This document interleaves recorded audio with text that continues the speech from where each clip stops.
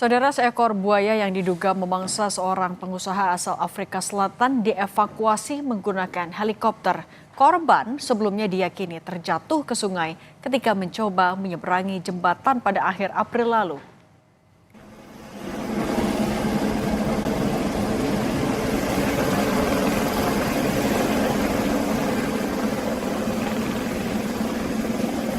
Reptil seberat 500 kg dengan panjang 4,5 meter dievakuasi menggunakan helikopter dari Sungai Komati di Komati Port, Afrika Selatan dengan menggunakan tali pengaman.